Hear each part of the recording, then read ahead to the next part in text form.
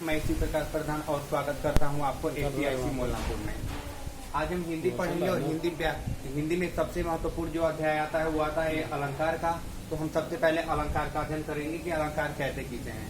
तो सबसे पहले हम इसकी परिभाषा जानते हैं कि काव्य की शोभा बढ़ाने वाले शब्दों को हम अलंकार कहते हैं, या सरल भाषा में कह सकते हैं अलंकार का शाब्दिक अर्थ होता है आभूषण अर्थात गहना।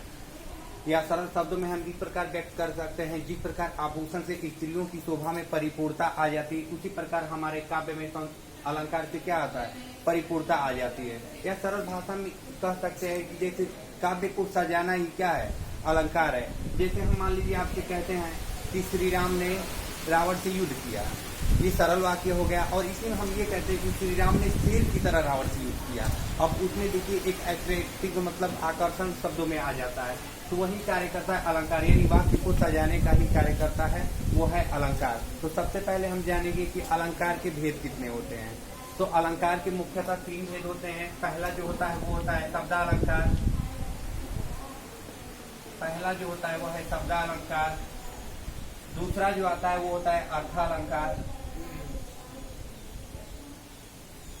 और तीसरा जो आता है वो होता है उभय अलंकार।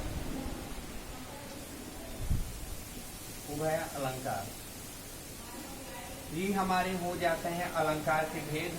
तो 3 भेद आपको पता चल गया कि अलंकार के 3 भेद होते हैं। पहला होता है शब्दालंकार, दूसरा जो है अर्थालंकार और तीसरा जो है उभय अलंकार है। तो सबसे पहले हम अध्ययन करेंगे शब्दालंकार को, यानी शब्द से ही स्पष्ट हो जा रहा है आपको कि इसमें क्या होगा, यानी कि शब्दालंकार में शब्दों में जो चमत्कार होगा उसे क्या कहेंगे, हम शब्दालंकार कहेंगे। दूसरा है अर्थालंकार, जो हम अर्थ बताएं, यानी शब्द के जो अर्थ बताएंगे उसमें जो चमत्कार उत्पन्न होगा उसे ही हम कहेंगे अर्थालंकार। और दोनों का जो मिश्रण होगा, यानी दोनों का मिश्रण, यानी शब्दालंकार और अर्थालंकार का जो मिश्रण होगा उसे ही हम कहेंगे उभय अलंकार, यानी दोनों का मिश्रित रूप ही उभय अलंकार कहलाता है। तो सबसे पहले हम देखेंगे शब्दालंकार की, क्योंकि उभय अलंकार जो है न ही कभी प्रतियोगी परीक्षाओं में पूछता है और न ही उत्तर प्रदेश बोर्ड परीक्षा में पूछता है। तो इस वजह से उभय अलंकार हम लोगों के पाठ्यक्रम में नहीं है। तो हम लोगों को जो अध्ययन करना है वो है शब्दालंकार और अर्थालंकार को ही अध्ययन करेंगे। तो सबसे पहले हम अर्थालंकार के बारे में जानेंगे, अरे शब्दालंकार के बारे में कि शब्दालंकार के कितने भेद हैं और कौन कौन से हैं। तो शब्दालंकार के 5 भेद होते हैं। शब्दालंकार के 3 भेद होते हैं। वो पहला जो होता है वो होता है अनुप्रास, अनुप्रास अलंकार। दूसरा जो होता है यमक अलंकार, यमक अलंकार। और तीसरा जो आपका है वो है श्लेष अलंकार।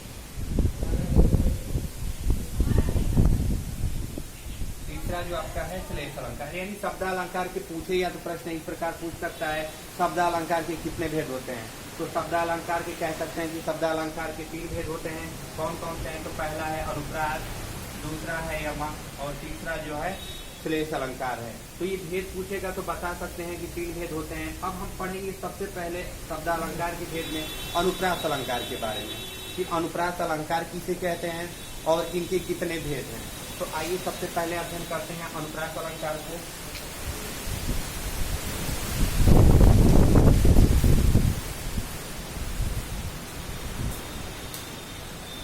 तो सबसे पहले अब अनुप्रास अलंकार को अध्ययन करते हैं। और सबसे पहले परिभाषा जान लेते हैं कि अनुप्रास अलंकार कहते किसे हैं। जहाँ पे वर्णों की आवृत्ति बार बार आती हो, जहाँ पे वर्णों की आवृत्ति बार बार आए उसे ही क्या कहेंगे, हम अनुप्रास अलंकार कहेंगे। और इनके भेद कितने हैं, तो अनुप्रास अलंकार के 5 भेद हैं। कौन कौन से हैं, तो वो हम आइए जानते हैं। तो पहला जो भेद आ जाता है वो है क्षेत्रानुप्रास। दूसरा जो आता है वो है विश्रुतानुप्रास। और तीसरा जो है आपका वृत्यानुप्रास। और चौथा जो आपका आता है वो है लाटानुप्रास। और 5वां जो आपका भेद है वो है अंत्यानुप्रास। अंत्यानुप्रास सबसे पहले जानते हैं छेकानुप्रास के बारे में कि छेकानुप्रास किसे कहते हैं। तो उससे पहले हम जानेंगे कि परीक्षा में पूछता है आपसे कि अनुप्रास अलंकार के कितने भेद होते हैं। तो अनुप्रास अलंकार के कितने भेद होते हैं? तो 5 होते हैं। कौन कौन से हैं? तो छेकानुप्रास, श्रुत्वानुप्रास, वृत्त्यानुप्रास, लाटानुप्रास और अंत्यानुप्रास। ये हैं अनुप्रास अलंकार के भेद। अब सबसे हम पहले पढ़ेंगे वो है छेकानुप्रास। छेकानुप्रास किसे कहते हैं? तो आइए देखते हैं छेकानुप्रास के बारे में। यानी छेकानुप्रास का मतलब होता है कि जहाँ एक ही वर्ण केवल 2 बार आए उसे ही हम क्या कहेंगे? छेकानुप्रास। एक बार और सुन लीजिए, यहाँ पर एक ही वर्ण आए 2 बार आए उसे ही हम कहेंगे छेकानुप्रास। एग्जाम्पल से स्पष्ट हो जाएगा। देखिए, प्रिया प्राण पुत्र सरवर मोरे।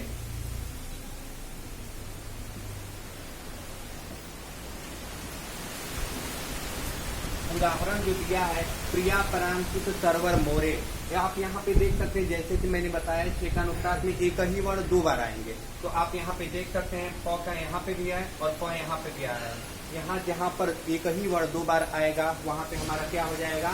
छेकानुप्रास हो जाएगा। दूसरा भी देख लीजिए, आपका यहाँ स है और यहाँ स है, यानी क्या है? 2 वर्ण आए हैं, इस वजह से हमारा क्या हो जाता है? यहाँ छेकानुप्रास हो जाता है। तो स्पष्ट आपको हो गया। दूसरा एग्जाम्पल हम बताते हैं आपको। देखिए, विविध सरोज सरोवर फूले।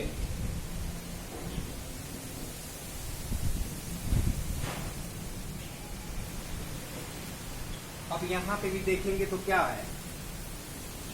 वह और वह 2 बार आया है। विविध है, ये ब है, सॉरी। तो आप यहाँ पे देखेंगे ब और ब का कितनी बार उच्चारण हुआ है? 2 बार। जैसा कि मैंने पहले भी आपको परिभाषा में बताया कि जहाँ पे एक ही वर्ण 2 बार आए वहाँ पे हमारा छेकानुप्रास हो जाएगा। उसी प्रकार सरोज में स देखिए और सरोवर में स देखिए, यानी क्या 2 बार आया है, तो इस वजह से यहाँ पे भी हमारा क्या हो जाता है? छेकानुप्रास हो जाता है। एक और उदाहरण देते हैं आपको, वहाँ पे स्पष्ट हो जाएगा। वचन विनीत मधुर रघुबर के।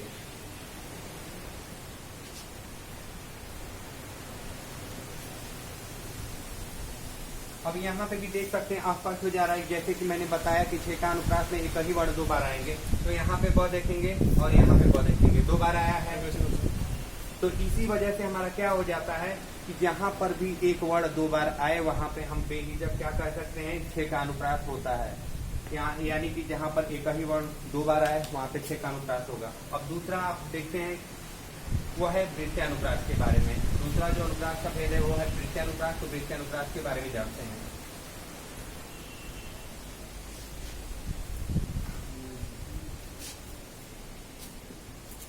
वृत्त्यानुप्रास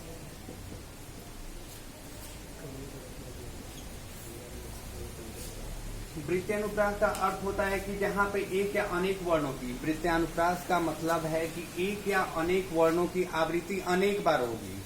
जैसे उदाहरण से स्पष्ट हो जाएगा। जैसे चारु चंद्र की चंचल किरणें, चारु चंद्र की चंचल किरणें खेल रही थी जलथल में, खेल रही थी जलथल में। अब यहाँ पे जैसे कि मैंने बताया कि एक या अनेक वर्णों की आवृत्ति बार बार होगी, वहां पे होगा वृत्त्यानुप्रास। तो आप देख सकते हैं च की आवृत्ति कितनी बार हुई है। देखिए च यहाँ पे चारों में च, चंद्र में च, चंचल में च, यानी इनकी आवृत्ति कितनी बार हुई है? 3 बार हुई है। इस वजह से हमारा क्या हो जाएगा कि वृत्त्यानुप्रास हो जाएगा। दूसरा उदाहरण हम आपको देते हैं। तरनी तनुजा तट तमाल तरवर बहुछाए। अब यहाँ पे भी आप देख सकते हैं कि एक ही वर्ण की आवृत्ति कितनी बार हुई है। तरनी में त, तनुजा में त, तट में त और तमाल में त और तरवर में त, यानी एक ही वर्ण की आवृत्ति जहाँ पर बार बार होगी वहां पे हमारा क्या हो जाएगा?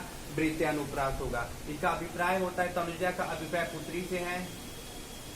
पुत्री यानी तनुजा जो है क्या है? पुत्री का पर्यायवाची है। और तनुजा, तरनी तनुजा का अभिप्राय हो गया यमुना से, यमुना से।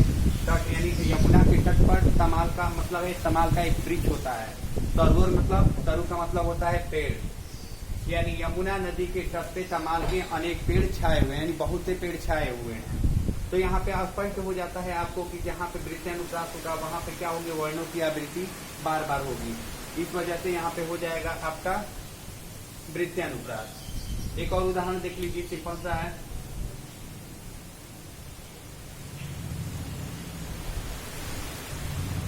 रघुपति राघव राजा राम, रघुपति राघव राजा राम। अब यहाँ पे भी देख सकते हैं कि वर्णों की आवृत्ति कितनी बार हुई है, 4 बार हुई है।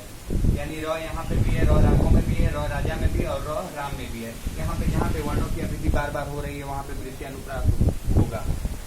अब बात करते हैं श्रुत्वानुप्रास की।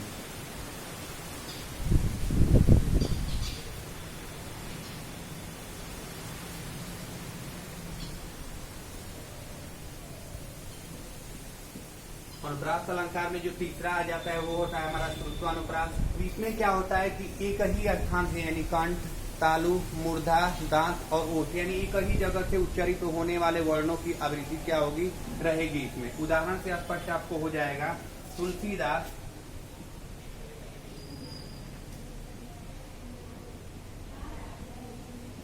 तुलसीदास सीदत नित्य, सीदत नित्य दिन,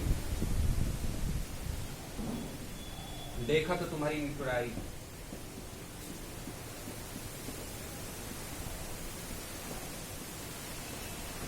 निठुराई। अब यहाँ पे आप देख सकते हैं श्रुत्वानुप्रास में, जैसे कि मैंने बताया, एक ही जगह से उच्चारित होने वाले जो वर्ण आएंगे वो होगा हमारा श्रुत्वानुप्रास। आपको बता दें कि उच्चारण स्थान मुख्य 5 बनाए गए हैं। कौन कौन से हैं वो? कंठ है, दूसरा आपका तालु है, तीसरा आपका मूर्धा है, चौथा जो है आपका दंत है, और 5वां जो है ओठ है।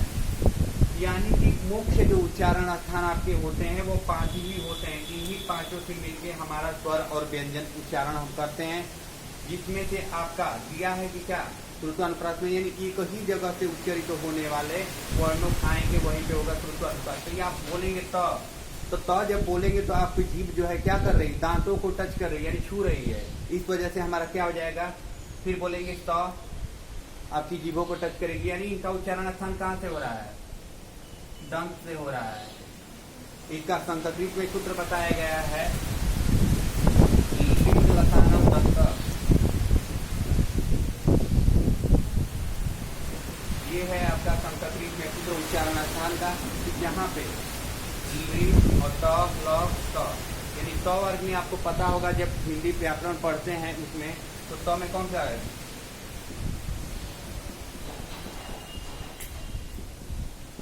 ये हमारा त वर्ग आ जाता है। यानी इनको जब बोलेंगे, इन 5 वर्णों को अगर आप बोलेंगे तो आपका क्या करेगा, जीभ आपके दांतों को छुएगा। इस वजह से इन्हें कहा जाता है लिट्लसानम दंत, यानी त वर्ग का उच्चारण जो होता है वो हमारे दांत से होता है। तो आप यहाँ पे देख सकते हैं कि त भी बोलेंगे तो दांत से इसका उच्चारण होगा, ल भी बोलेंगे तो दांत से उच्चारण होगा, और स बोलेंगे वो भी दांत से उच्चारण होगा। इसलिए हम इसे क्या कह सकते हैं, श्रुत्वानुप्रास कह सकते हैं।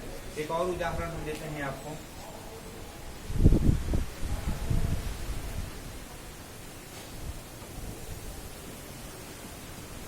दिन दान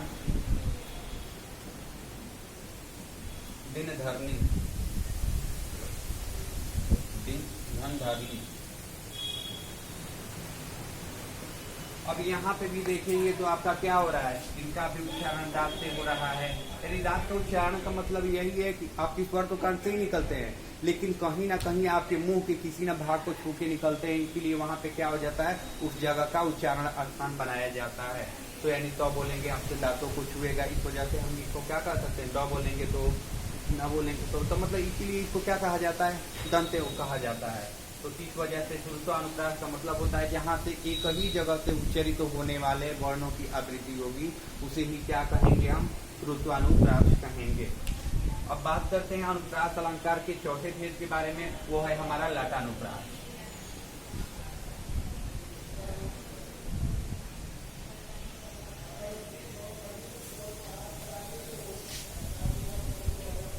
चौथा जो है वो है हमारा लाटानुप्रास। लाटानुप्रास का अभिप्राय यही हो जाता है कि शब्द वही रहेंगे लेकिन अन्वय करने से अर्थ में जो परिवर्तन आ जाएगा उसे ही हम कहेंगे लाटानुप्रास। कहने का मतलब है कि शब्द वही रहेंगे लेकिन अन्वय करने से यानी उसमें परिवर्तन करने से अर्थ में चेंजिंग जो आ जाएगा उसे ही हम क्या कहेंगे, लाटानुप्रास कहेंगे। उदाहरण स्वरूप पूत कपूत तो क्यों धन संचय,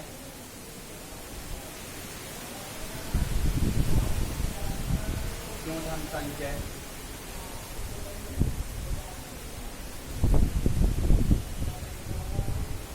और पूत सपूत तो क्यों धन संचय, और पूत सपूत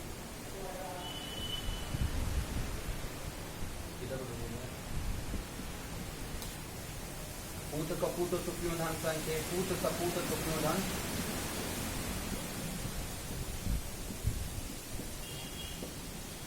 क्यों धन संचय। अब देख सकते हैं लाटानुप्रास में जैसा कि हमने बताया कि शब्द वही रहेंगे, सिर्फ अन्वय करने से जो परिवर्तन होगा उसे ही हम कहेंगे लाटानुप्रास। अभिप्राय देखिए, कहने का अभिप्राय क्या है, संचय मतलब होता है इकट्ठा, इकट्ठा। कहने का अभिप्राय यहाँ पे कि अगर पुत्र कुपुत्र हो जाता है, नालायक हो जाता है, उसके लिए भी धन संचय यानी इकट्ठा करने की जरूरत नहीं है, वो क्या करेगा, धन का सत्यानाश कर सकता है। और पूत सपूत यानी पूत आपका लायक रहता है यानी पुत्र आपका लायक रहता है तो अपने मेहनत के बल पे क्या करेगा, धन को संचय कर लेगा यानी कि इकट्ठा कर लेगा। तो आप इसमें देख सकते हैं कि शब्द वही है लेकिन सिर्फ अन्वय करने से परिवर्तन हो रहा है, इस वजह से हमारा ये हो जाता है लाटानुप्रास। एक और उदाहरण देते हैं आपको, मांगी नाम न केवट आना,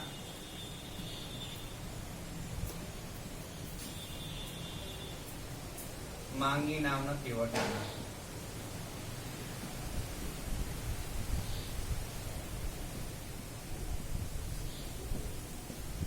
यानी इस उदाहरण में भी आप देख सकते हैं कि क्या शब्द सेम टू सेम है, सिर्फ अन्वय अब करने से परिवर्तन होगा। कैसे, जैसे दिया है कि मांगी नाव न केवट आने यानी नाव मांगा केवट नहीं लेके आया, मांगी नाव न केवट लेके आना यानी उसे नाव मांगा लेकिन वो केवट लेके नाव नहीं आया। क्या कर रहा है, सिर्फ अन्वय करने से परिवर्तन हो रहा है, शब्दों में हेरफेर नहीं होगा। तो जहाँ पे सिर्फ शब्द वही रहेंगे, अन्वय करने से अर्थ में जो परिवर्तन आ जाएगा उसे ही हम कहेंगे लाटानुप्रास। अब बात करते हैं अंतिम अनुप्रास अलंकार के भेद में, वो है अंत्यानुप्रास।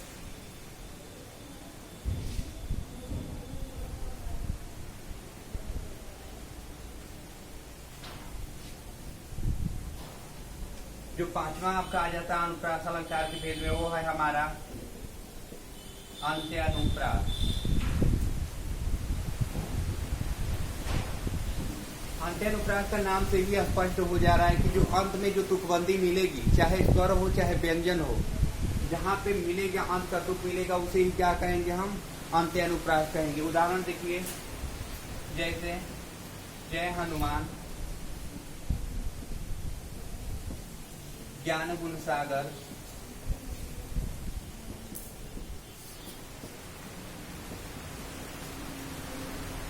जय कपीश, तिहु लोक उजागर।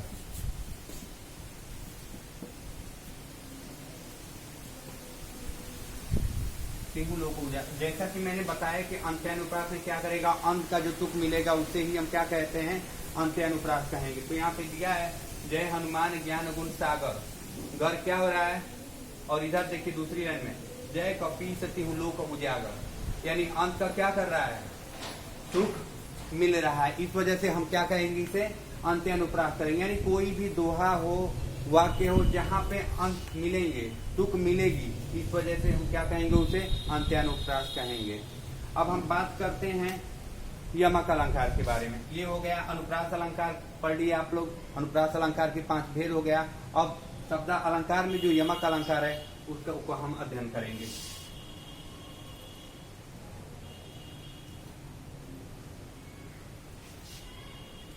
तो अब अध्ययन हम करेंगे यमक अलंकार।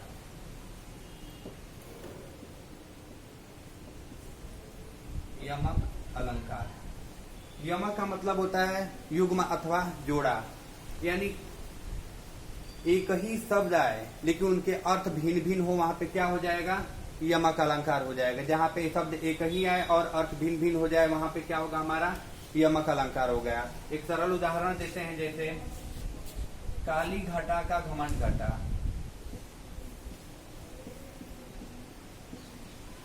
काली घटा का घमंड घटा।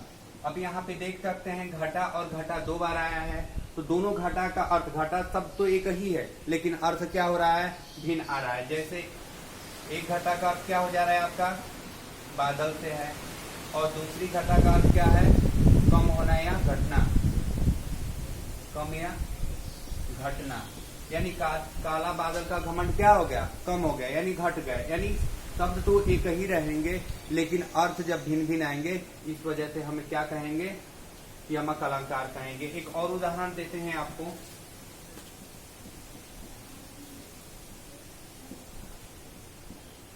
मंगन को देख पट देत बार बार है।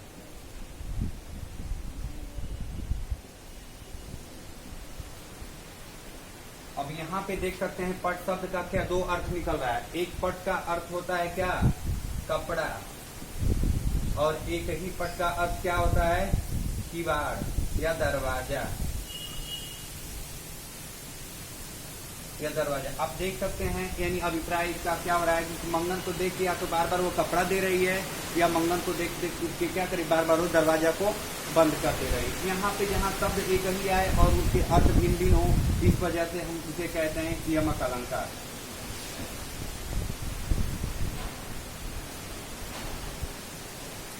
यमक अलंकार का एक और उदाहरण महत्वपूर्ण है जो हमेशा प्रतियोगी परीक्षाओं या बोर्ड परीक्षा में पूछा जाता है, वो है आपका कनक कनक से तौगुनी मादकता अधिकार, या पाए बौराए जग या खाए बौराए। अर्थात मतलब कनक कनक जो दो बार शब्द आता है, एक का अर्थ हो जाता है कनक का धतूरा और दूसरा का अर्थ हो जाता है हमारा सोने से। यानी सोने का नशा इतना, मादकता का अर्थ है नशा से, यानी सोने का नशा अत्यधिक जब पा जाएंगे तो नशा इतना हो जाएगा जो व्यक्ति क्या हो जाएगा, बौरा जाएगा। और उसी प्रकार धतूरा जो होता है उसको भी खा लेंगे तो क्या होगा, वो भी बौरा जाएंगे। इस वजह से यहाँ पे भी जो कनक कनक दो बार शब्द आता है वहाँ पे आपका हो जाता है यमक अलंकार, यानी अर्थ भिन्न भिन्न आ जाते हैं। अब बात करते हैं हम श्लेष अलंकार की।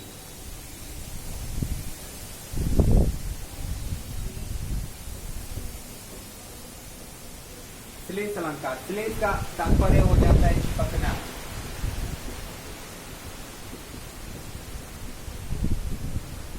चिपकना यानी एक ही शब्द में जहां अनेक अर्थ चिपके हैं उसे ही हम क्या कहेंगे, श्लेष अलंकार। एक ही शब्द में कई अर्थ चिपके हैं उसे कहते हैं हम श्लेष अलंकार। उदाहरण देते हैं, अब स्पष्ट हो जाएगा। जैसे आपको हरि ने बोला, हरि ने सुना, हरि गया हरि के पास,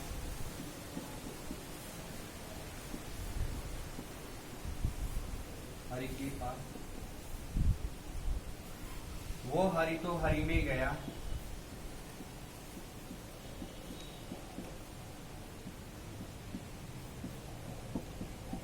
हरि में गया, ये हरि भया उदास,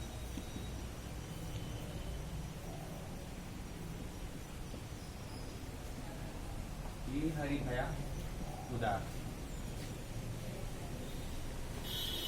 अब यहाँ पे देख सकते हैं दिया है, हरि ने बोला, हरि ने सुना, हरि गया हरि के पास, वो हरि तो हरि में गया, ये हरि भया उदास। देखिए एक यहाँ पे हरि का अर्थ आपका क्या हो जा रहा है, मेढक से है। दूसरा हरि का अभिप्राय क्या है, सांप से है। और तीसरा हरि का अभिप्राय जो है वो है पानी से। यानी देखिए एक ही शब्द में कई अर्थ चिपके हुए हैं। देख सकते हैं, देखिए हरि ने बोला यानी मेढक ने बोला, हरि ने सुना यानी सांप ने सुना, हरि गया हरि के पास यानी सांप गया मेढक के पास, वो हरि तो हरि में गया यानी मेढक क्या हो गया, हरि यानी पानी में गया, ये हरि भया उदास यानी सांप जो क्या होगा, उसको भोजन नहीं मिला, इस वजह से क्या हो गया, वो उदास हो गया। तो यानी श्लेष का अभिप्राय ही यही हो जाता है कि जहाँ पे एक ही अर्थ, एक ही शब्द में अनेक अर्थ चिपके हुए हैं उसे ही हम कहते हैं श्लेष अलंकार। दूसरे उदाहरण देते हैं, उसे आपको स्पष्ट हो जाएगा किसे कहते हैं।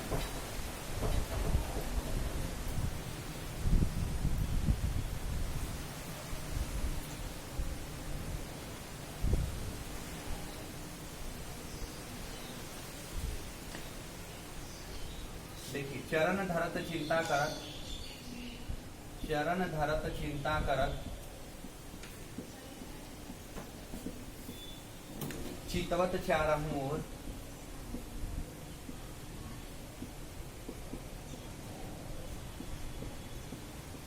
चारहु ओर, सुबरन को खोजत फिरे, सुबरन को खोजत फिरे, कवि व्यभिचारी चोर,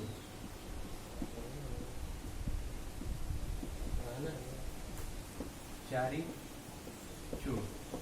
आप देख सकते हैं दिया है श्लेष अलंकार में दूसरा जो उदाहरण है, चरण धरत चिंता करत चितवत चारहु ओर, सुबरन को खोजत फिरे कवि व्यभिचारी चोर। अब यहाँ पे सुबरन का देखिए 3 अर्थ निकल रहा है, शब्द तो एक ही है लेकिन इसमें क्या है, कई अर्थ चिपके हुए हैं। आप देख सकते हैं, देखिए सुबरन का अर्थ जो है कवि के लिए है, कवि के लिए सुबरन का अर्थ सुंदर वर्ण से है, यानी सुंदर अक्षर, सुंदर वर्ण,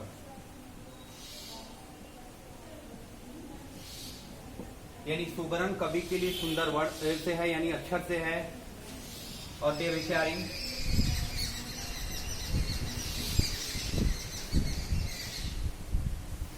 व्यभिचारी के लिए सुंदर रूप से है,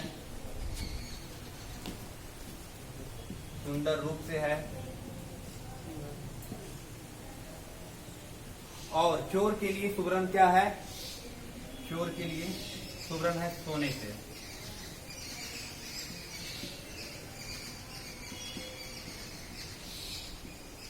सोना से।